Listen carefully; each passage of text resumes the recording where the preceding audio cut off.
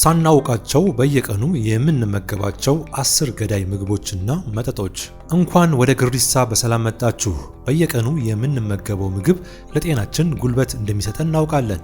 ነገር ግን የምንወዳቸው አንዳንድ ምግቦች በውስጣቸው ዝምተኛ ገዳዮችን እንደያዙስ ያውቃሉ? ዛሬ በግሪሳ በየቀኑ የምንጠቀማቸው ነገር ግን በሂደት ለሞት ሊዳርጉን የሚችሉ 10 ምግቦችና መጠጦችን እናያለን። ዝርዝሩን ስታዩ ምናልባትም ዛሬ ምሳ መብላትን ሊያስጠላችሁ ይችላል። በ10ኛ ደረጃ ላይ ያለው ነጭ መርዝ ወይንም ስኳር። ስኳር ጣፋጭ ነው፣ ግን ለሰውነታችን ጨካኝ ነው።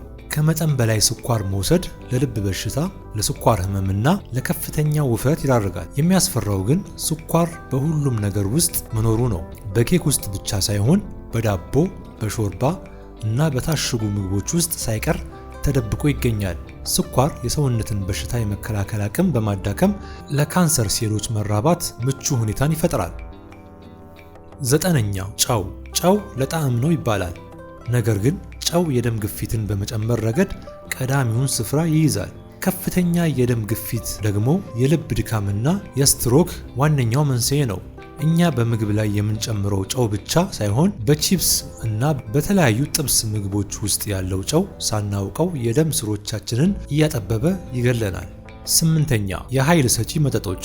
ወጣቶች ለንቃት ብለው የሚወስዷቸው እነዚህ መጠጦች ከፍተኛ ካፌን እና ስኳር ይዘዋል። ይህ ውህደት የልብ ምትን በማዛባት ድንገተኛ የልብ ድካም ሊያስከትል ይችላል። በተለይ ከአልኮል ጋር ተቀላቅለው ሲወሰዱ አደጋቸው እጥፍ ይሆናል።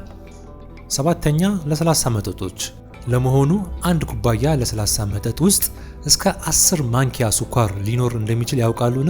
ይህን ያህል ስኳር ዝም ብለን ብንበላው እንኳን ያስመልሰናል። ነገር ግን በለስላሳ ውስጥ ያለው አሲድ እንዳናስመልስ ያደርገናል። ይህ መጠጥ አጥንታችንን ያዳክማል፣ ኩላሊታችንን ያቆስላል፣ ጥርሳችንንም ያበሰብሳል። 6ኛ ሶሴጅ፣ ሞርታዴላ እና የታሸጉ ስጋዎች ለረጅም ጊዜ እንዲቆዩ የሚጨመሩባቸው ኬሚካሎች በቀጥታ ከካንሰር ጋር የተያያዙ ናቸው። የዓለም ጤና ድርጅት እነዚህን ምግቦች ልክ እንደ ሲጋራ ለካንሰር ተጋላጭ እንደሚያደርጉ ፈርጀዋቸዋል። እንግዲህ አስገራሚው ገና አልቀረበም። ከእነዚህ 10 ምግቦች ውስጥ ስንቱን ዛሬ ተጠቅመዋል? ኮመንት ላይ ይንገሩን። ለግሪሳ አዲስ ከሆኑ ሰብስክራይብ በማድረግ ቤተሰብ ይሁኑ። በ5ኛ ደረጃ ላይ የሚገኘው ነጭ ዱቄት ነው። ነጭ ዳቦ፣ ፓስታ እና ፒዛ ሲሰሩ የሚጠቀሙበት ነጭ ዱቄት ሁሉንም ፋይበር እና ቪታሚን የተገፈፈ ነው።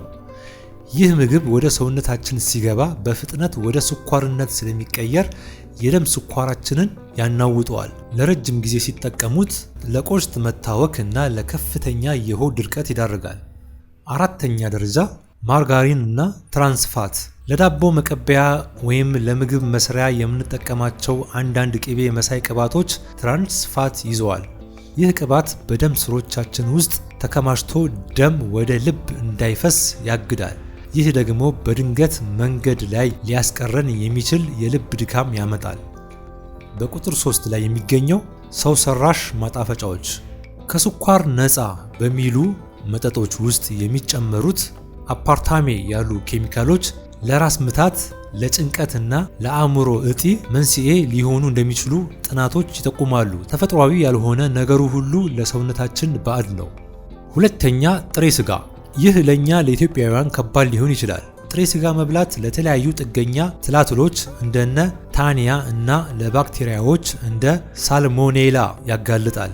እነዚህ ጥገኞች በአይምሮ ውስጥ ሳይቀር በመራባት ለከፍተኛ ህመምና ለሞት ሊዳርጉ ይችላሉ። መድኃኒቱ አለ ብለን የምንወስደው ኮሶ ራሱ በሰውነታችን ላይ የራሱ ጉዳት አለው። የመጨረሻው 1ኛ ላይ የተቀመጠው አልኮል ነው። ለብዙዎች መዝናኛ የሆነው አልኮል ለሰውነታችን ግን መርዝ ነው። አልኮል ጉበትን ያበሰብሳል፣ ካንሰርን ያመጣል እና አእምሮ ሴሎችን ይገላል። በየቀኑ መጠጣት ባይሆን እንኳ በአንድ ጊዜ ብዙ መጠጣት ድንገተኛ የልብ ማቆም ወይንም የአተነፋፈስ ችግር ሊያስከትል ይችላል። የገደለው ባልቴት የበላው ባለቤት እንዳይሆን የምንመገበውን ምግብ ማስተዋል አለብን። እነዚህን ምግቦች ሙሉ በሙሉ ማቆም ባይቻል እንኳን አጠቃቀማችንን በመቀነስ እድሜያችንን ማራዘም እንችላለን። እነዚህ 10 ነገሮች ውስጥ ለእናንተ ለማቆም በጣም የሚከብዳችሁ የትኛው ነው? ጥሬ ስጋው ወይስ ለስላሳው? ኮሜንት ላይ አጋሩን።